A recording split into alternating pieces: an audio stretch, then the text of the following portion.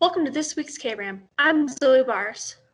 And I'm Devin Williams. This week, we kick off the B Group sports by taking a look at our girls swim and dive team.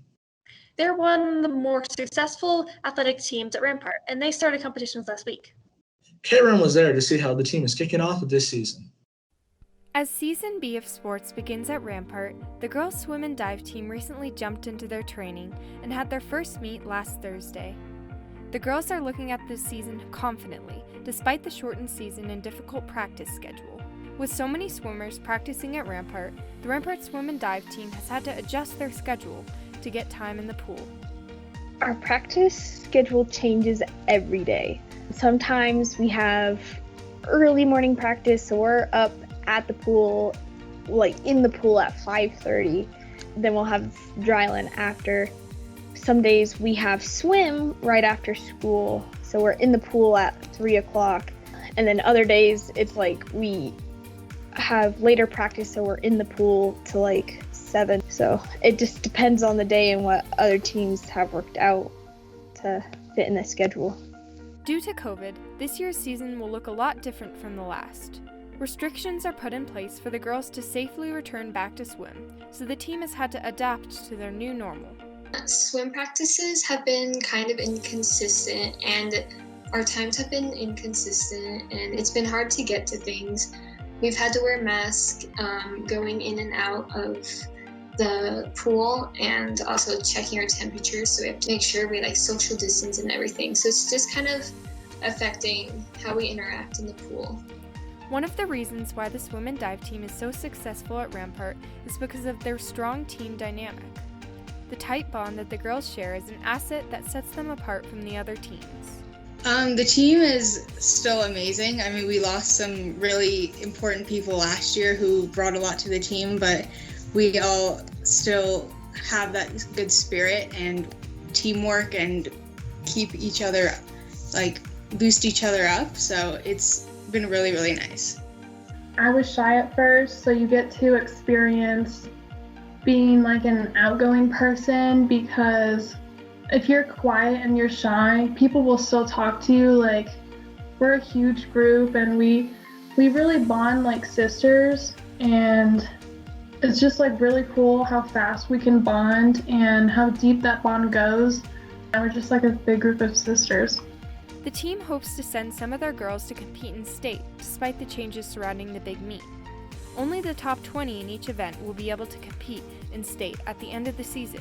So each person can make state in individual events, they have to get certain times, but they compete for our team. So, and then how they place will get us points, and then the points gathered at the end determine which team won state. We can do well at state, and it's going to take hard work, but I think we can definitely make it. We wish the swim and dive team luck as they head into their season. This has been Elia Bono, reporting for KRM. The team has a meet this Thursday against Coronado at 4 p.m. Their home meets are broadcast live right here on the KRM YouTube channel by the students over in the sports broadcasting class. With the new year comes new resolutions.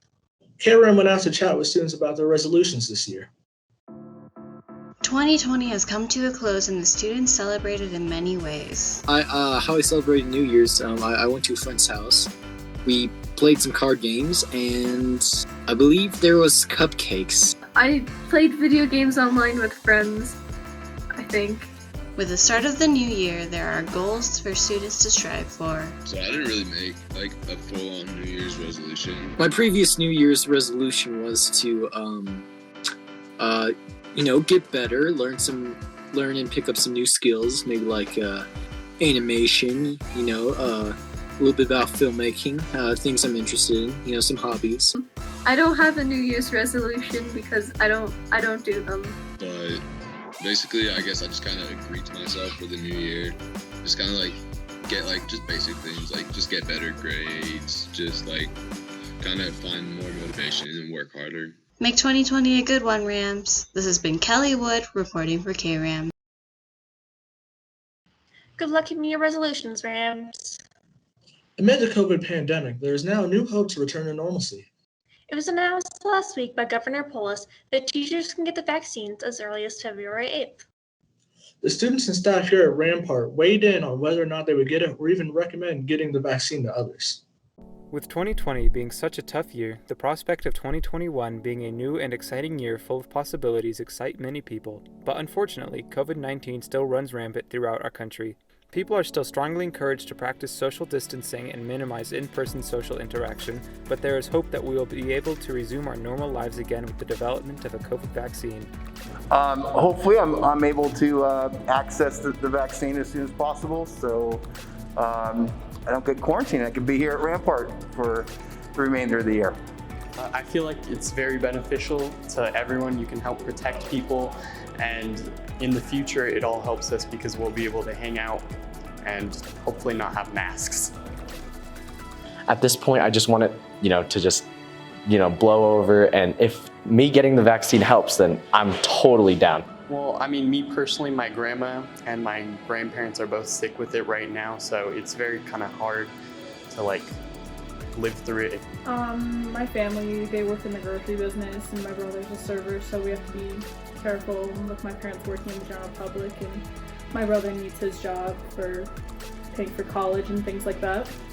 I want to take the vaccine just to increase the overall, effective battle that's taking place against COVID-19 here in our area, and to be able to stay in person here at Rampart would be my major driving factor in taking the vaccine, and then also hopefully having the opportunity to see some relatives and some family members that I haven't been able to see since the start of the pandemic. Although there is excitement over the new vaccine, there is also some hesitation around it. I have no idea. I go back and forth. Am I gonna get it? Am I not gonna get it? I don't know, man. Vaccines usually take 10 years to vet and to make sure that they're okay. This has been months, and so it's a little terrifying. I'm not willing to get it right now, just because I'm not sure of all its effects. But I would be willing to get it maybe in May, once I see who all is taking it and what the symptoms are and all that. I mean, I would get it, but at the same time, there's people who need it more than me, so I don't see myself getting it. And I think social media has ruined us for vaccines, because social media has made vaccines seem like the devil. They seriously cause Down syndrome, they attach to your DNA. This is all this stuff that I have no idea if it's right or wrong. It sounds terrifying. So I don't know. I don't know if I'm gonna take it. I don't know.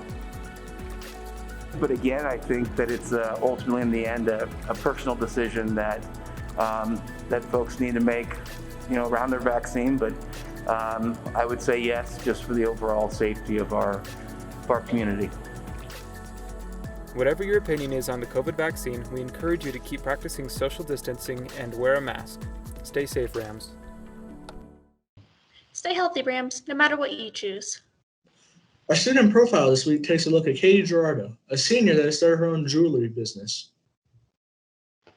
Rampart is full of students that are passionate about their hobbies. One senior, Katie Girardeau, decided to turn her hobby into a business. Jewelry is just kind of a fun way to express yourself, because you can have some funky earrings or a cool necklace or a cool bracelet, and if you made it yourself, then it means more because you put in that time and effort, or if you received it from someone else, then it means more because they appreciate you, or you're really good friends if they're willing to take their time to make something for you. Katie's a very hard worker.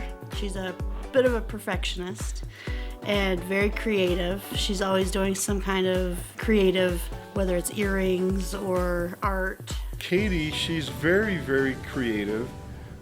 She always tends to keep busy with projects, and this new one with selling her earrings, she's done quite a bit for that, so we're hoping that this business is going to go really well. Every business is sparked from an idea. When COVID started, I didn't really have a lot to do, so my mom said, how about we do some crafts? And I came up with the idea to get some earring hooks and some eye pins and some clay to be able to make my own earrings. But then after realizing that clay is really hard to work with when you don't have any experience, I decided to get some little charms, and from there I was like, hey, I kind of enjoy doing this and making earrings, So then I was like, hey mom, what if I decided to sell them? And it pretty much went on from there. Of course, Katie's not alone in her business endeavor. With Katie's earring business, I set up the website, I maintain the website, I make sure that we get enough items listed for customers to come and see. I help Katie with her Facebook Live shows, giving her the inventory so that she can show them on Facebook. Everyone has a favorite part in the business. Well, I love computers, so to me I like maintaining the website and just updating, adding earrings that Kitty creates and just adding items to the website. I get to wear them and try the earrings out. I'm wearing a pair now. So my favorite part, I would say, is getting to pick out all the beads because they're so pretty and there's so many different ones. And if you really go looking through the internet for where to buy them, then you can find some really cool ones. And another really good thing about getting to buy all the charms is that I have a little bit more variation because sometimes it's kind of hard to find exactly what you want. You can find Katie's website at babygjuwkster.com. This has been Zoe Bars, signing off. Check out Katie's website if you want to see what she's doing. As a senior, I've had my struggles with the plague of senioritis. This week's student humor piece takes a look at this very serious issue. I'd say more, but I'm feeling too lazy. As we reach the second semester of the year, there is a serious struggle that many seniors have in common. Senioritis has become a very daunting obstacle for those in their final year of high school. It's like where your senior year you don't try as hard because you're just ready to be done to just move on with your life. Kind of like it's weird how it's almost all over, and I don't know, thinking about all of high school. Senioritis, it's not being able to get through the end of the year. You're no motivation to do anything, you just want to be done, go home, I'm tired. As the senior year goes on, we get extremely overwhelmed and we give up on everything. I think senioritis is just being completely tired of doing school after 4 years of it. So you just, kind of stop. The dictionary definition of senioritis is a supposed affliction of students in their final year of high school or college, characterized by a decline in motivation or performance. It is true that some have been affected more than others, but the effects of senioritis have changed since Rampart students have begun their hybrid schedules. It's starting to hit hard. First semester wasn't that bad, but second semester is starting to get to me a little. I think COVID has definitely helped boost my senioritis for sure. Senioritis affects all seniors, and I think it has gotten worse this year with it being online. As a fun way to test our Rampart seniors' senioritis levels, Kram has put together some trivia questions to test our students' knowledge. What is the capital of Colorado? Denver. Denver, I believe? For Colorado, Denver. What is the longest bone in the human body? Leg bone, fibula, I don't know. The spine? Wait, that's multiple bones. Femur. How many cups are in a gallon? 16? 4? 12? Okay, I think it's 16. Are aliens real? Yes. I think so, personally. No. What came first, the chicken or the egg? The egg. We'll go with chicken. The egg. Chicken. Would you rather keep your current sleep schedule or hibernate for 3 months and have 9 months of 24/7 alertness? Definitely sleep for 3 months. I would definitely take the hibernation. Hibernate. Keep my current sleep schedule. Don't worry, seniors, this won't last long.